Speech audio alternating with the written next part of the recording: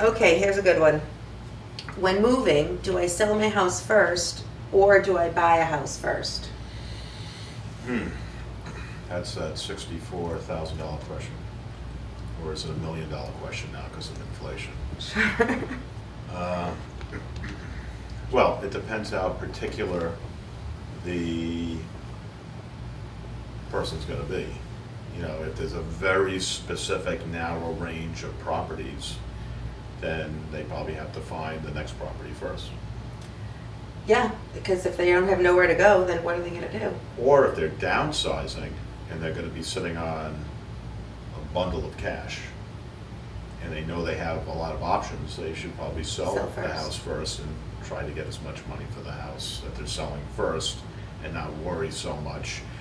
But they should probably give themselves a long closing, Sure. a little buffer there. Extra time.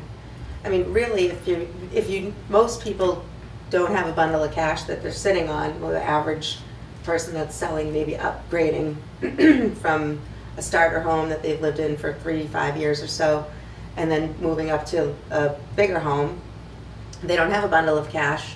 They need the sale price. They need the proceeds from the sale of their Well, that's home. another part of the question, the timing of The the two timing of it. closings. That's, they might have to work something out with a bridge loan or. Do they still? I haven't even heard of bridge loans recently. Have you seen them recently?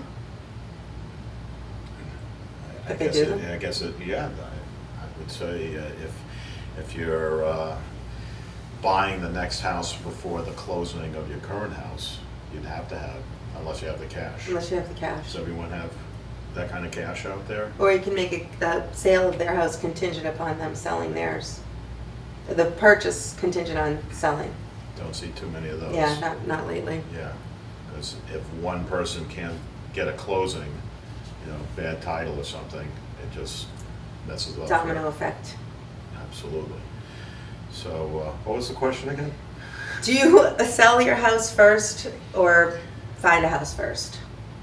Buy first or sell first? Oh, so what I was thinking is Yeah. the person who's selling their house should really be out there educating themselves like crazy during the period where their house is being sold to find out what's on the market that would be suitable and lining up some properties. Maybe making some offers just to get a feel of whether or not they're going to be accepted, and then go from there. And then maybe doing a subject to seller finding suitable housing, which doesn't necessarily mean a new house. Well, that's on the listing Yeah. language. Yeah, I know what you're trying to say. What am I trying to say? I think what you're trying to say, Diana, is that the seller of the house, if they're out there buying another house, that they have to have some kind of language in their offer. their listing. That allows them, well, in the listing, Yeah. yes, of course, subject to a finding.